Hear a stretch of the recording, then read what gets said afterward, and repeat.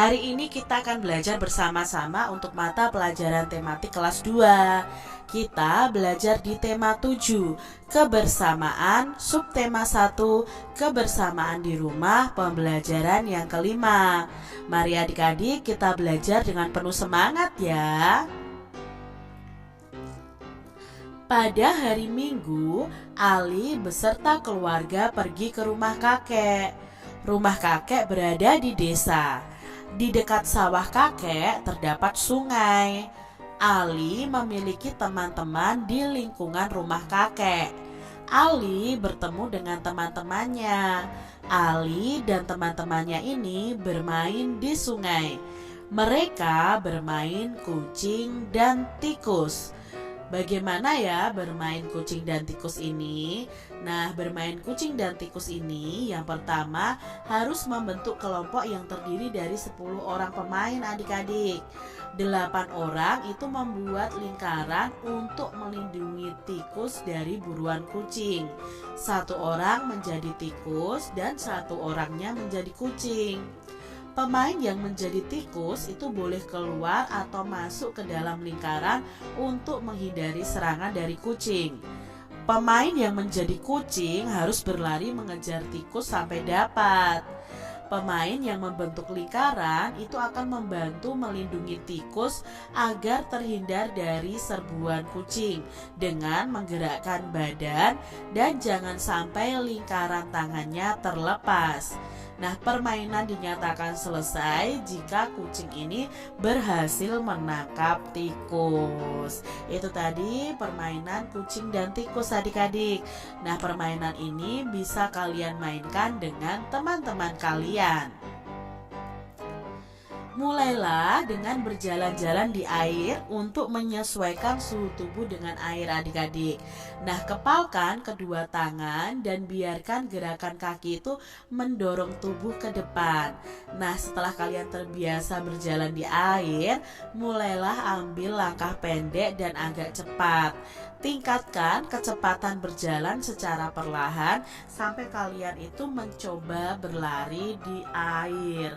Nah, ini adalah teknik untuk berjalan dan berlari di dalam air adik-adik. Setelah bermain di sungai, Ali dan teman-temannya duduk di pematang sawah.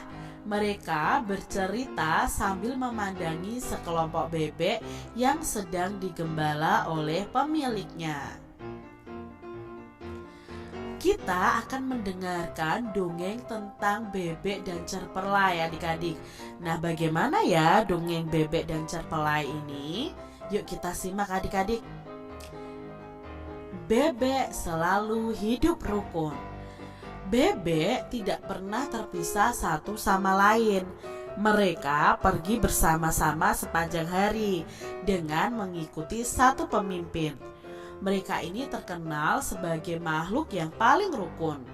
Meskipun bebek sangat berisik, tidak sekalipun mereka pernah bertengkar.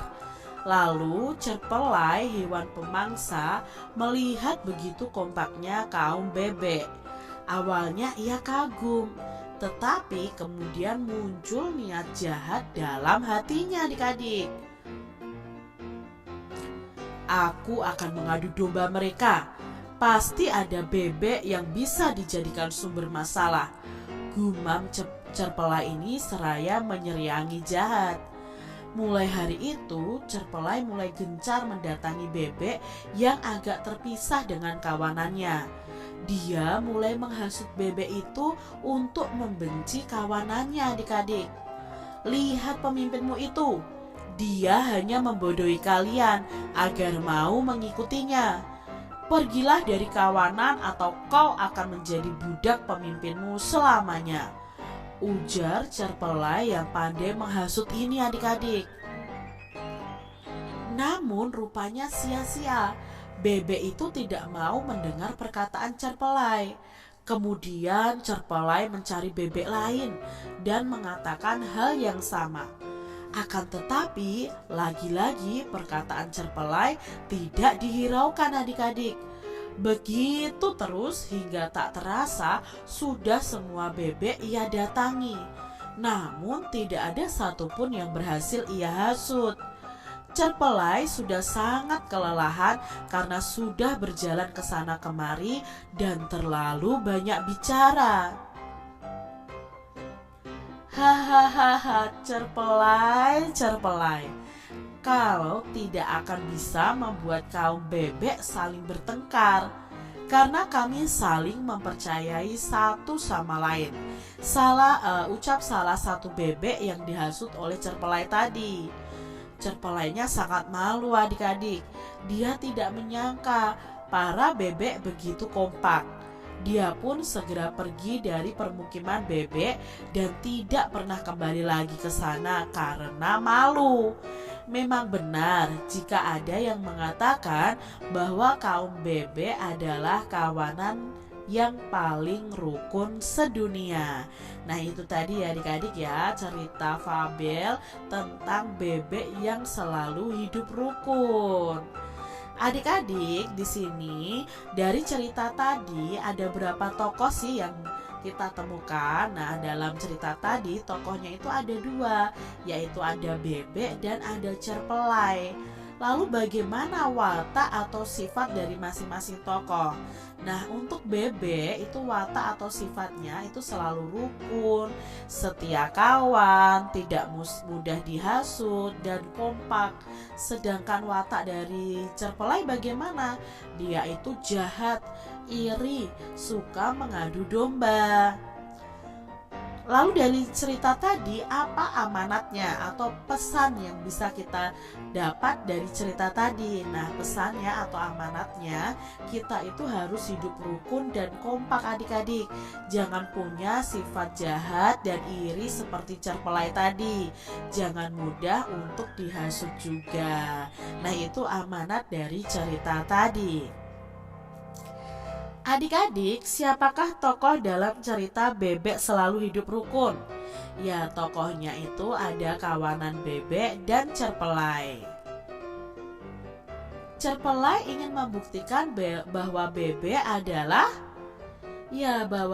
adalah makhluk yang paling rukun.